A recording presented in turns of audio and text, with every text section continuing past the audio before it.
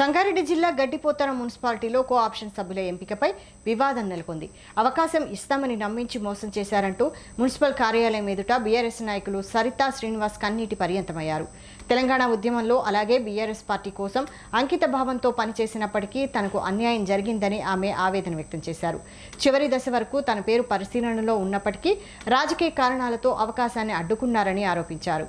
ఇదే విషయంపై బీఆర్ఎస్ నేత శ్రీనివాస్ కూడా తీవ్ర ఆవేదన వ్యక్తం చేశారు.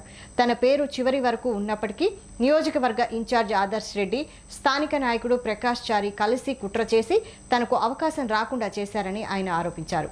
పార్టీ కోసం కష్టపడి పనిచేసిన వారిని పక్కన పెట్టడం బాధాకరమని ఆయన కన్నీటి పర్యంతమయ్యారు.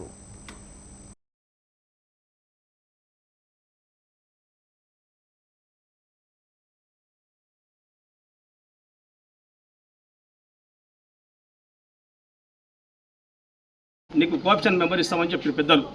సరే అని చెప్పేసి అందులో ఇద్దరు అభ్యర్థులను గెలిపిమని చెప్పారు. ఇద్దరు అభ్యర్థులను గెలిపిస్తే ఇస్తామని చెప్పారు. సరే మంచిదన్నాం, కష్టపడ్డాం. నేను బరాబర్ చెప్తున్నా, నేను పార్టీని నమ్ముకుంటే పార్టీని నమ్మినట్టుగా పనిచేస్తా, వ్యక్తులు నమ్మితే వ్యక్తులకు పనిచేస్తా. ఏదైనా సరే నేను వాళ్ళ వీళ్ళక సాటుకో మాట మాట్లాడే వ్యక్తిని కాను. సూటిగా కష్టపడ్డా. నేను ఒక కోఆప్షన్ ఒక మెంబర్ని గెలిపించిన, ఒక కౌన్సిలర్ని గెలిపించిన. రెండో కౌన్సిలర్ని కూడా స్వల్ప ఓటుతో ఓడిపోవడం జరిగింది. స్వల్ప ఓట్లతోటి అతను ఓటమి కారకులు కూడా ఏందో కూడా పార్టీలో ఉన్న వాళ్ళు ఎన్ని పోటు పొడిచారు, అది కూడా అధిష్టానం తెలుసు. కానీ వాళ్ళ పేరు చర్య తీసుకోలేరు. ఈరోజు నాకు అన్యాయం చేశారు.